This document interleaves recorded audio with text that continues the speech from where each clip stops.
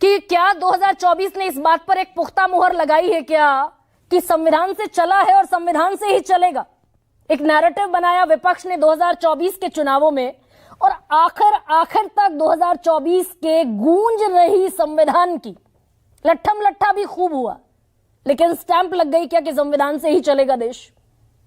जी हाँ, इलेक्शन के दौरान लगी, आवाज थोड़ा बढ़ाइए। हाल ही में पार्लियामेंट में लगी।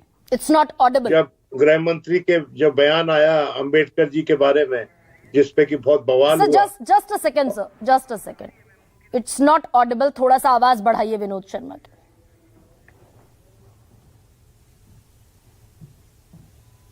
Hello, please carry on sir. No, हाँ, अभी एकदम मुकम्मल आवाज आ रही, बताइए। भाई देश को तो संविधान से ही चलेगा। देश कैसे बिना संविधान के चलेगा? अगर बिना संविधान के चलेगा तो फिर ये देश नहीं चलेगा, अराजकता आ जाएगी इस देश में, लोग लड़ेंगे एक दूसरे के साथ, जुडिशरी मूक तो नहीं बैठी रहेगी। कब तक बैठी रहेगी? मेरा यह मानना है कि हम लोग जो यहाँ बहस करते हैं उसमें जो फाइनल पॉइंट्स हैं हमारी कॉन्स्टिट्यूशन के, जिस तरह से हमारी पॉलिटी को चलना चाहिए, जिस तरह से सियासत इस देश में होनी चाहिए, जिस तरह हमारे मल्टी पार्टी सिस्टम है, उसके हिसाब से हम लोग बहस नहीं करते हैं। हम लोग बहस ये दिखाने के लिए करते हैं, लोगों को बांधने के लिए कि भी हमारी बात आके सुने, लेकिन इन द प्रोसेस हम लोगों को उनके इंटेलेक्ट को रोल बैक कर रहे हैं। जिस तर्ज में बहस होनी चाहिए इस देश में वो हो ही नहीं रही। भाई ये कोई सवाल बनता है क्या कि देश सनातन के हिसाब से चलेगा या संविधान के हिसाब से चलेगा? नहीं, हमने सनातन नहीं लिखा सर, हमने बिल्कुल सनातन नहीं लिखा। आपने बाकी किसी और चैनल पर देखा होगा, लिखा है मैंने, कह रहा हूं, मैंने लिखा है कि संविधान से चला है और संविधान से ही चलेगा देश। नहीं, आपकी लाइन वो है, लेकिन बीच में आपने स्वयं बताया हमको कि सनातन वर्सेस कॉन्स्टिट्यूशन हो गया, संविधान हो गया। जिस देश में सनातन वर्सेस संविधान हो गया है उस देश को अपना प्रीएम्बल बदल देना चाहिए, फाड़ देना चाहिए। जिस देश में एक संस्था जो अपने आप को कल्चरल ऑर्गेनाइजेशन कहती है, वो इस देश का एजेंडा फिट करती है, सेट करने की कोशिश करती है, उसका कोई लोकल स्टैंडर्ड नहीं है कॉन्स्टिट्यूशनली। मेरे को नहीं पता, आशुतोष को पता है, उसका कोई अपना कॉन्स्टिट्यूशन भी है क्या? वो रजिस्टर्ड बॉडी है क्या? मैं नहीं जानता हूं, केजी सुरेश बता देंगे। वो लोग कैसे हमारी कॉन्स्टिट्यूशन पे वो जो है उस पे महारत हासिल करके या उस पे वन अप होके इस देश में एजेंडा सेट करना चाहते हैं? क्यों भाई? देखिए, सुप्रीम कोर्ट का जजमेंट आया कि आप अब नहीं खोदेंगे, जो जितना खुदना था ये देश खुद गया। लेकिन फिर भी हर कोई रोज मंदिर खोदे जा रहे हैं, अनाउंसमेंट हो रही है। वो जो राम मंदिर तो बन गया, ईश्वर की कृपा हो गई, लेकिन अब उसके बाद भी वही राग अलाप रहे हैं। देखिए, ये मुझे समझ में नहीं आता कि कैसा देश बनाना चाहते हैं, ये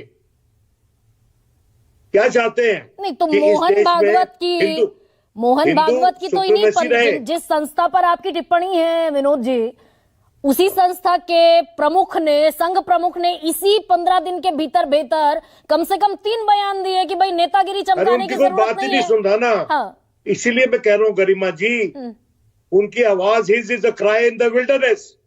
वो उनकी कोई बात नहीं सुन रहा। तो अगर उनकी कोई बात नहीं सुन रहा, कोर्ट्स की कोई बात नहीं सुन रहा, तो मतलब ये मसला हल कैसे होगा? हाँ। ये देश चलेगा कैसे? हिंदू सुप्रीमेसिस्ट जो है वो देश चलाएंगे। लेकिन हिंदू सुप्रीमेसी पर वोट मिल रहा है ना। अब भाई ये थोड़ी सी मुख्तलिफ सर बात हो सकती है, आप इसको थोड़ा ऑफेंसिव कह सकते हैं, लेकिन हरियाणा में और महाराष्ट्र की तो पूरी जंग लड़ी गई सनातन बनाम संविधान पर। It is not just offensive Garima ji, it is against the basic structure of my constitution. Absolutely, the constitution we gave ourselves. लेकिन क्या महाराष्ट्र का पूरा चुनाव इसी लाइन और लेंथ पर लड़ा गया और नतीजा मिला बीजेपी को? में लड़ा गया तो इसका महाराष्ट्र में लड़ा गया गरिमा जी, तो क्या वही तर्ज बिठाएगा पूरे देश में? देखते हैं बिहार में कैसे लड़ा जाता है, पता चल जाएगा अभी। देखिए, मैं ये कह रहा हूं कि इस देश में जो डिबेट है उसको बास्टर्डाइज ना करें हम। हाँ। ये डिबेट इस देश में इस हद तक बास्टर्डाइज हो गई है कि लोग संविधान पुरुषों को के ऊपर दूसरे लोगों को रख रहे हैं, संविधान से आगे और इश्यूज को रख रहे हैं, संविधान के बाहर रख रहे हैं, कोर्ट जजमेंट्स के खिलाफ जा रहे हैं। अराजकता है भाई, ऐसे देश नहीं चलता कोई भी। सर लेकिन मैं अगर इसका एक और काउंटर क्वेश्चन ये भी है कि जिस ऑपोजिशन के पास ये जिम्मेदारी है, चेक एंड बैलेंस का काम ऑपोजिशन करता है। ऑपोजिशन नंबर लेकर आएगा, पार्लियामेंट में बैठेगा या विधानसभाओं में बैठेगा, चेक एंड बैलेंस करेगा। वो विपक्ष इसी मुद्दे को पेनिट्रेट करने में नाकाम रहा क्या महाराष्ट्र में भी और हरियाणा में भी? अरे भाई ऑपोजिशन बोला ना पार्लियामेंट में, फिर वो बोला, फिर एक तर्ज बिठा दी वहां पर कि किसी को धक्का दे दिया गया है, तो दिखाओ ना वीडियो एविडेंस, जिसने धक्का दिया, कैसे गिरा वो महान पुरुष, कैसे उस महान पुरुष को चोट लगी, कैसे आईसीयू में भीड़ लग गई, भीड़ बना के लोग जा रहे हैं, मास्क नहीं है, चप्पलें पहन के घुस रहे हैं आईसीयू में। कभी देखा आपने होते हुए क्या? फोन मिला के बात कर रहे हैं। अब ये अराजकता नहीं तो क्या है? ये लेकिन Vinod ji, on a genuine ground parliament में तो संविधान पर बाद में बहस हुई, उसके पहले तो हरियाणा का मैंडेट आया, उसके पहले महाराष्ट्र का मैंडेट आया। भाई कांग्रेस ने 4 महीने पहले हरियाणा में बढ़िया प्रदर्शन किया, संविधान आरक्षण के मुद्दे को लेकर लड़ी। फिर उसके बाद कांग्रेस को लगा कि भाई हम तो अकेले हरियाणा फतेह कर लेंगे भूपेंद्र सिंह हुड्डा के वीटो पर। एक बात सुन लो सर, एक बात प्लीज सुन लो। Please sir. चंद्रशेखर जी कहा करते थे अक्सर कि मैं क्यों जनता के पीछे लगूं, मेरा काम है जनता को रास्ता दिखाना। नेता का काम है to show the way to the people, not to get led by his nose to the people, by the people. कि लोग नाक पकड़ के कहीं खसीट के ले जा रहे हैं, आप उधर चल रहे हो। नेता का काम है सही दिशा में देश को डालना, जनता को डालना। अगर वो नेता काम नहीं करना चाहते तो फिर ईश्वरी मालिक है। हाँ।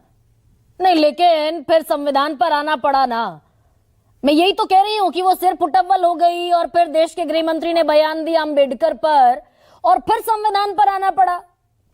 अरे तो ये विलिंग और अनविलिंग, हाँ, दिखाने के लिए आना पड़ा ना। हाँ। अभी कहाँ आना पड़ा? जो खुद रहे मंदिर, हाँ। वो संविधान के अनुसार हो रहा है क्या? ये देखिए, ये हाइड्रा हेडेड मॉन्स्टर्स जो होते हैं ना, जो कई संस्थाएं होती हैं, वो अलग अलग भाषा में बोलते हैं। We should know the challenge we are facing to our constitution. लेकिन ये बहुत बड़ी बात आप Vinod ji, hydra headed monsters जो बात आप कह रहे हैं, मैं यहाँ